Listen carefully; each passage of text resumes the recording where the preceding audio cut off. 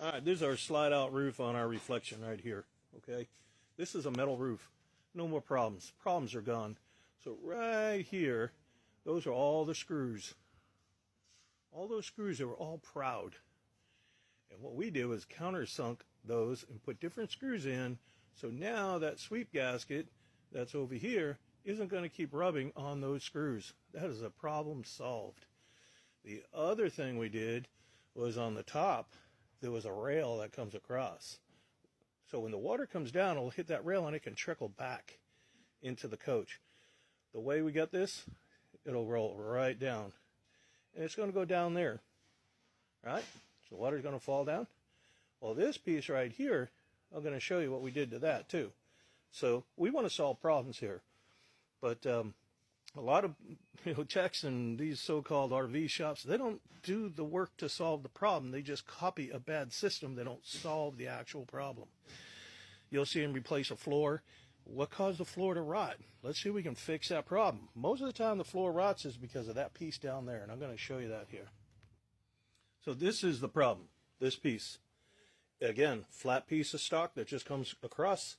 Water comes down, trickles back in, or it'll get behind that metal piece and it'll rot the floor out. So we fabricate these. Everything's all fabricated. I fabricated that roof and I hand fabricated this. It goes all the way in, see? And if you notice, it's wider there, more narrow right here. So the water that comes down is going to go away from the coach. That's what you need to do. But these guys, they just keep doing these jobs and then the customer has to pay twice, maybe 3 times on certain, sour jobs. But we want to solve problems here. And again, we want folks to make a good decision on who they have do their work. But, if they're not doing it this way and solving the problem, then you're just going to be paying again for it. So let's not do that. I've been trying to get video, but we don't usually have to put out slides too often. I know a lot of times, everybody asks about slides, and I say we have to look at things, and this is why we have to look at things. They don't all have this kind of flap there. Not all of them. Slides have the seal on the back side, which is basically what this has. It's got a bulb seal inside.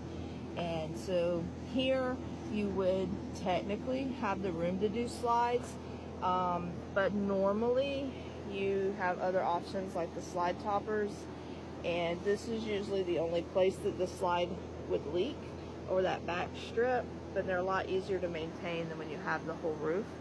And what a lot of people don't understand on why we talk about that we can't do the slides at the same time.